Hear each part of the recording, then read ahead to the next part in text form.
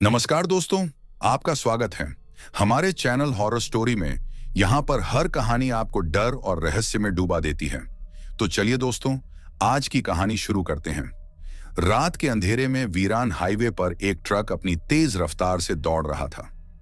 Truck driver Raghu को इस रास्ते पर गाड़ी चलाते हुए कई साल हो गए थे, लेकिन आज की रात कुछ अजीब लग रही थी। अजनबी सवारी आधी रात के करीब जब रघु ने अपने ट्रक को जंगल के पास वाले सुनसान हाईवे पर मोड़ा, तो अचानक उसे सड़क किनारे एक औरत दिखाई दी। सफेद साड़ी पहने, लंबे खुले बालों वाली वह औरत हाथ उठाकर लिफ्ट मांग रही थी। रघु को थोड़ा अजीब लगा, लेकिन इंसानियत के नाते उसने ट्रक रोक दिया और खिड़की से झांकते हुए पूछा, कहाँ जाना है बहन? औरत बिना कुछ बोले ट्रक के केबिन में बैठ गई। रघु ने कंधे उचकाए और फिर से गाड़ी आगे बढ़ा दी, लेकिन जैसे ही उसने रियर व्यू मिरर में देखा, उसका खून जम गया। वह औरत अब मुस्कुरा रही थी और उसकी आंखें लाल हो गई थीं। रघु के हाथ स्टीयरिंग पर कांपने लगे। उसने घबराहट में रेडियो चालू किया, लेकिन उसमें से सिर्फ अजीब सी सरसराहट की आवाज आ रही थी। कुछ ही मिनटों बाद अचानक ट्रक के अंदर ठंडी हवा चलने लगी और रघु को ऐसा महसूस हुआ जैसे कोई उसके गले पर हाथ रख रहा हो। मुझे इस जगह छोड़ दो, वह औरत फुसफुसाई। उसकी आवाज किसी गहरे कुएं से आती लग रही थी। रघु ने कांपते हुए ट्रक रोका। औरत केबिन से उतरी, लेकिन जैसे ही उसने रियर व्यू मिरर में दोबारा देखा, उसका शरीर गायब हो चुका था। अगले दिन रघु ने पास के ढाबे पर एक बुजुर्ग से इस घटना का जिक्र किया। बुजुर्ग ने लंबी सांस लेकर कहा, बेटा तू बच गया। ये औरत कई साल पहले इसी हाईवे पर मर गई थी, लेकिन उसकी आत्मा अब भी राहगीरों से लिफ्ट मांगती है। जो उसे मना करता है, उसे वो बुरी मौत मार देती है। रघु के चेहरे का रंग उड़ चुका था। वह समझ गया था कि बीती रात जो हुआ वह कोई सपना नहीं, बल्कि हकीकत थी। कहते हैं कि उस हाईवे पर आज भी कई ड्राइवरों को वह औरत दिखाई देती है। कुछ लोग तो यह भी कहते हैं कि अगर आप सफर के दौरान ट्रक के शीशे में सफेद साड़ी वाली औरत को देखें, तो नजरें झुका लेना ही बेहतर है, वरना आप अगला सूरज नहीं देख पाएंगे। रघु उस रात की घटना के बाद बुरी तरह डर गया था। उसने कई दिनों तक ट्रक नहीं चलाया, लेकिन पेट पालने के लिए उसे दोबारा सड़क पर लौटना पड़ा। पर अब उसने फैसला किया था कि वह रात के वक्त अकेले ड्राइविंग नहीं करेगा। रहस्यमयी आवाजें। एक हफ्ते बाद रघु को एक नया माल लेकर उसी हाईवे से गुजरना पड़ा। इस बार उसने अपने साथी शंकर को भी साथ ले लिया। रात के करीब 1 बजे जब वे उसी भूतिया मोड़ से गुजरे, तो अचानक ट्रक का इंजन जोर से घड़घड़ाने लगा और ट्रक धीमा हो गया। शंकर ने घबराकर कहा, भाई ये वही जगह है ना? रघु ने कोई जवाब नहीं दिया, लेकिन उसकी सांसें तेज हो गईं। तभी ट्रक के अंदर किसी और की आवाज गूंज उठी, मुझे छोड़ दो। आत्मा की वापसी। रघु और शंकर दोनों ने एक दूसरे की ओर देखा। उनकी रीढ़ की हड्डी में सर्द लहर दौड़ गई। भाई तूने सुना? शंकर की आवाज कांप रही थी। रघु ने कांपते हाथों से ट्रक रोक दिया और खिड़की से बाहर झांका। सड़क पर दूर दूर तक कोई नहीं था, लेकिन ट्रक की बॉडी पर हल्के हल्के खरोंच के निशान बनने लगे, जैसे कोई अपने नाखूनों से उसे खुरच रहा हो। अचानक ट्रक के पिछले हिस्से से जोर की ठक ठक की आवाज आई, जैसे कोई अंदर से दरवाजा पीट रहा हो। डरावना अंजाम। शंकर ने हिम्मत जुटाकर ट्रक से उतरने का फैसला किया। उसने मोबाइल की टॉर्च जलाकर पीछे देखा, लेकिन वहां कुछ नहीं था। जैसे ही उसने ट्रक का पिछला दरवाजा खोला, एक भयानक चीख पूरे जंगल में गूंज उठी। रघु ने देखा, शंकर जमीन पर गिरा पड़ा था और उसके चेहरे पर डर के मारे पसीना बह रहा था। क्या हुआ? शंकर की आंखें फटी रह गईं। उसने कांपते हुए कहा, मैंने उसे देखा। उसकी लाल आंखें, वो मेरे करीब थी। रघु ने झटपट ट्रक स्टार्ट किया और पूरी रफ्तार से वहां से भाग निकला। सुबह जब वे ढाबे पर पहुंचे, तो एक बुजुर्ग ने उनसे कहा, बेटा ये आत्मा अब तुम्हारे पीछे लग गई है। इससे पीछा छुड़ाना आसान नहीं होगा। रघु और शंकर ने एक दूसरे की ओर देखा। क्या वो आत्मा उनका पीछा कर रही थी, या अगली रात किसी और ट्रक ड्राइवर की बारी थी? रघु और शंकर भले ही उस रात वहां से बचकर निकल आए थे, लेकिन वे जानते थे कि यह अंत नहीं था। उस रहस्यमयी आत्मा की परछाई अब भी उनके दिमाग में बसी हुई थी। साया जो पीछा कर रहा था। ढाबे पर सुबह होते ही रघु ने तय किया कि वह किसी बाबा से मिलकर इस मुसीबत से छुटकारा पाएगा। पास के गांव में एक सिद्ध बाबा रहते थे, जिनका नाम था बाबा त्रिलोकीनाथ। जब वे बाबा के पास पहुंचे तो उन्होंने एक अजीब बात कही, तुमने उस आत्मा की सीमा पार कर दी है, अब वह तुम्हें आसानी से जाने नहीं देगी। रघु और शंकर ने कांपते हुए पूछा, हम इससे बच सकते हैं या नहीं?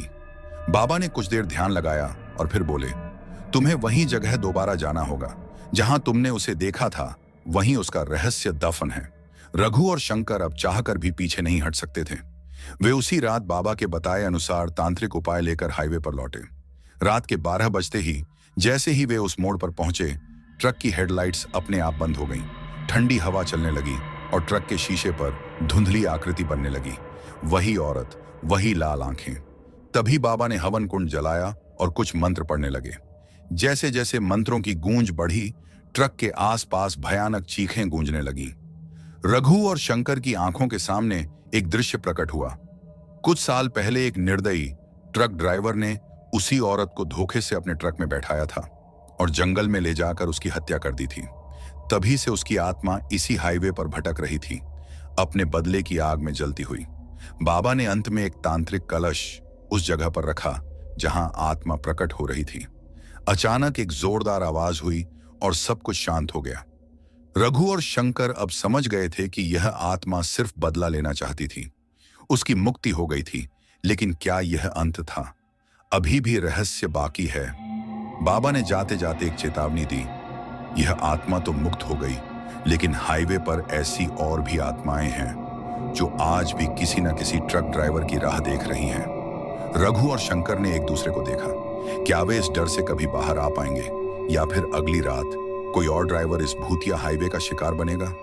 रघु और शंकर को लगा कि सब खत्म हो गया है, लेकिन हकीकत कुछ और थी। बाबा त्रिलोकीनाथ की चेतावनी सच होती दिख रही थी। हाईवे पर फिर से डर। रघु अब इस भूतिया हाईवे से बचने की हर कोशिश करता, लेकिन उसकी किस्मत खराब थी। कुछ दिनों बाद उसे मजबूरी में एक और डिलीवरी लेकर उसी रास्ते से गुजरना पड़ा। रात के 2 बजे जब रघु ट्रक चला रहा था तो अचानक ट्रक की हेडलाइट्स फिर से टिमटिमाने लगी। उसकी सांसें तेज हो गईं। नहीं, ये फिर से हो रहा है। शंकर भी घबरा गया। उसने धीरे से पूछा, क्या तुझे भी वही महसूस हो रहा है? रघु ने गहरी सांस ली और कहा, हमें ध्यान रखना होगा, इस बार हम बेवकूफी नहीं करेंगे। जैसे ही उनका ट्रक जंगल वाले मोड़ के करीब पहुंचा, सड़क किनारे एक आदमी खड़ा दिखा। उसने गहरे काले कपड़े पहने थे और उसकी आंखें अंधेरे में चमक रही थीं। भाई, ये कौन है? शंकर फुसफुसाया। रघु ने ट्रक धीमा किया, लेकिन तभी उस आदमी की शक्ल बदलने लगी। उसकी आंखों से काले धुएं का एक गुब्बार निकलने लगा और उसके होंठों से खून टपक रहा था। रुको मत! शंकर चीख पड़ा। रघु ने तेजी से ट्रक आगे बढ़ाया, लेकिन तभी ट्रक के शीशे में कुछ अजीब दिखा। वही सफेद साड़ी वाली औरत पीछे बैठी थी, लेकिन इस बार उसका चेहरा जला हुआ था। तुम बच नहीं सकते, वह फुसफुसाई। रघु ने पूरी ताकत से ट्रक भगाया, लेकिन ट्रक का ब्रेक फेल हो गया। ट्रक सीधे एक पुराने खंडहर की ओर बढ़ने लगा। अचानक बाबा त्रिलोकीनाथ के दिए हुए ताबीज से रोशनी निकलने लगी। ट्रक के अंदर की ऊर्जा बदल गई और अगले ही पल ट्रक की ब्रेकिंग सिस्टम वापस काम करने लगी। रघु ने जल्दी से ट्रक रोका और कांपते हुए बाहर निकला। चारों ओर सन्नाटा था, लेकिन सड़क पर उस काले कपड़े वाले आदमी की परछाई अब भी दिखाई दे रही थी और वह धीरे धीरे उनकी ओर बढ़ रही थी। रघु और शंकर की सांसें थमी हुई थीं। सामने वही काले कपड़ों वाला आदमी धीरे धीरे उनकी ओर बढ़ रहा था। हवा में अजीब सी गंध थी, सड़ी हुई मांस जैसी। ट्रक के इंजन की आवाज अब भी गूंज रही थी, लेकिन सड़क पर भयानक सन्नाटा पसरा हुआ था। रहस्यमयी अजनबी, शंकर ने फुसफुसाते हुए कहा, ये आदमी है या कोई और आत्मा?